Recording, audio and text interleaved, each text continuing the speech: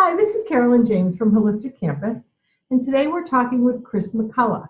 And Cris is a founding practitioner with us who is an urban shaman, holistic counselor, and tarot reader. How are you, Cris? I'm doing okay. How are you, Carolyn? I'm good, thanks. I'm so glad we're chatting today. I am too.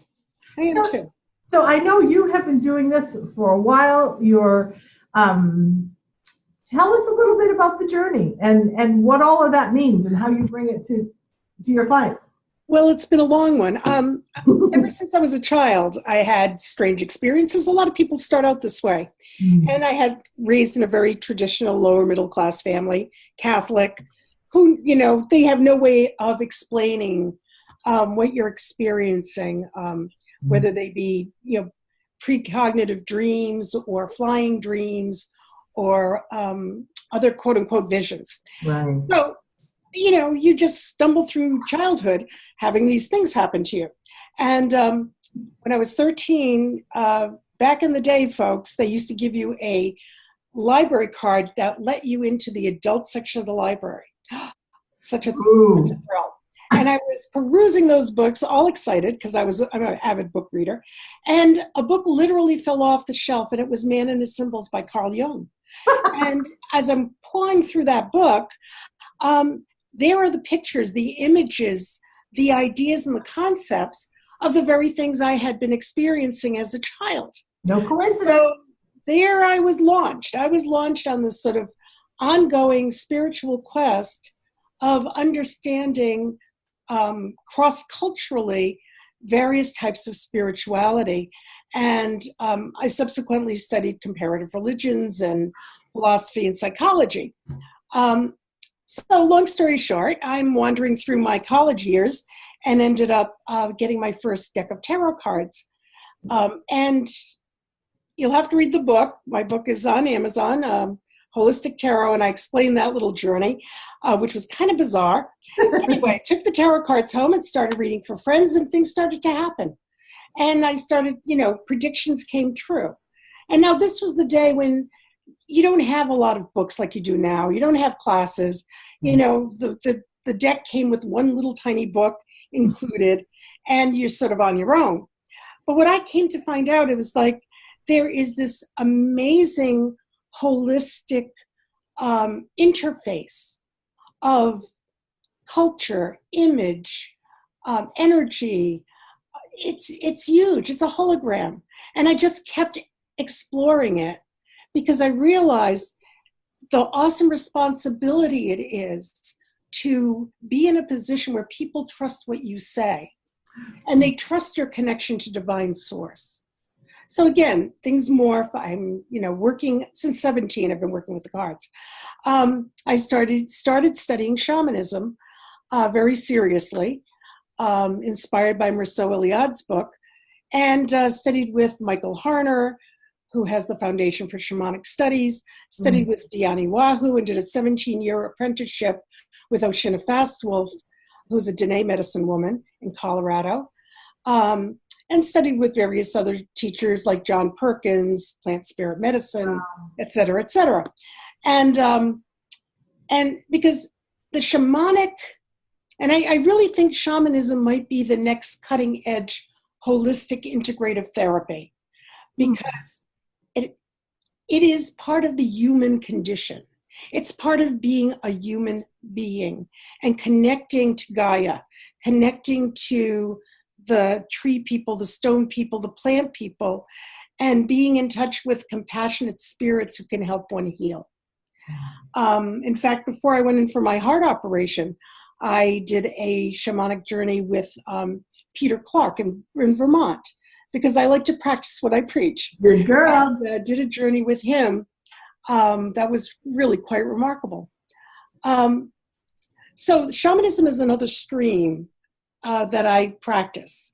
And I practice in the traditional way. I teach in the traditional way through experience. So it's not just lectures. If you study with me, you have tasks that you have to do. You have to go around the wheel of the year. You have to explore the various elements. You got homework. Yeah, you have homework, because that's the real way to do it. You embody it. Yes.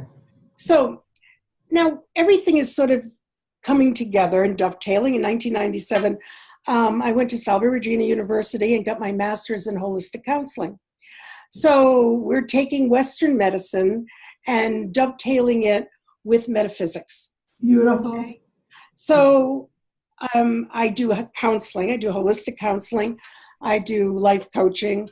But I use the tools that I have become familiar with, i.e. shamanism, tarot, numerology, astrology, spirituality in general, in order to empower my clients. Because what I feel, again, coming back to those days back when I was at college, and I realized what an awesome responsibility it is to have people trust you and to be in that place of power, that the real task is to give the power back to the seeker.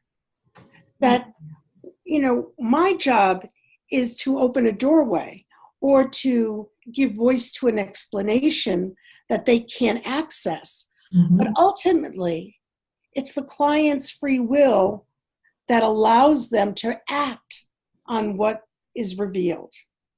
And so they become empowered to change in a positive way. They become empowered to co-create with the universe a new paradigm for themselves. There are clues everywhere. And tarot is one way of finding out the clues. Right. Yeah. Does that make sense? Oh, it's beautiful. Absolutely. Absolutely.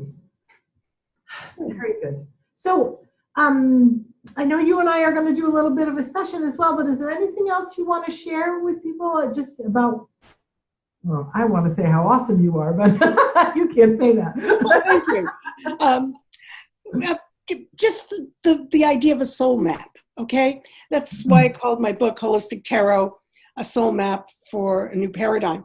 And it's really a primer on how to read or how to be a good seeker and listen. And in part, it's about deep listening. I mean, I have to listen deeply to the subtext of what my clients are seeking. And they have to listen deeply to the many levels of experience that we're sharing. Because it's not just my words. It's the visual experience. It's if they're doing something in person with me, it's the kinesthetic experience. So there are many levels here that come together to create the interface of our experience and our knowledge. And the soul map is, I like to call it a cosmic triptych. And a lot of the younger kids, millennials, won't know what a triptych is. But we call it a cosmic triptych, right? I know what it is. So, you come into this world, you incarnate with soul memories of previous lifetimes. Sometimes they're very, very easily accessible. Sometimes they're just very, very, very deeply in our unconscious. And by bringing them to light, by finding what that map is, it's like saying, okay, you're going on a journey. Here's your map. If you follow this, you'll get there. And however, you have the free will to go and see the big ball of yarn in Minnesota if you want, and then come back to the main highway. So the map can say where we are in our journey, where we're going, and also what's going to happen if we take that side trip. How is that going to alter or affect the tenure of your experience, in the journey overall. But again, it's all about accessing your free will so you can recreate the pattern that is best for you in conjunction with the universe. What a place of power to be able to do that, to own that we all have. I believe so. And I've ever since I was a little kid and started studying this, the one thing that used to really burn me was that how often people, readers in a position of power, and I don't think it's so much nowadays. I think our spirituality has grown so much. Look at all the beautiful people you have on Holistic Campus, for instance. But in the old days, it was very easy to take advantage. And there are some people who still do. because the seeker is coming to you usually in distress. They have a problem, a question, an issue that they can't wrap their head around. Yeah. And they need someone to step away and help them step away and see the overriding pattern. But then you get certain people, that's very powerful place to be. And it's easy to misuse power. Yeah. So for me, holistic tarot and any kind of healing work is a shamanic action, in that as a shaman, you do two things. You become the hollow bone. And what that means is that you allow spirit to work through you, and you take your ego out of the way.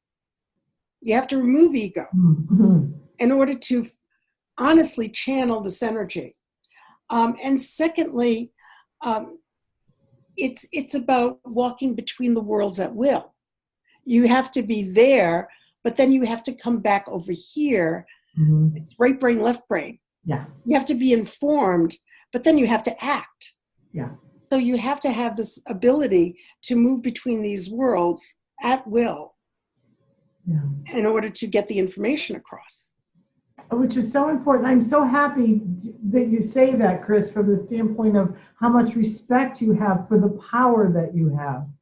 I think that is so very important. And even as I interview different practitioners, the one thing I look for is the humility. It's, let's get rid of the ego, but it's a very humbling place to have that much power and be responsible for it. So that's beautiful. That's great. Oh, thank you. Yeah. Okay, so I think we're good, and we'll start in a few minutes, and love you to pieces. All right, so what, shall I get off and get up back on, or? All right, I'll go to email and I'll get back on. All right, sounds good. You're ready. Thanks. Thanks.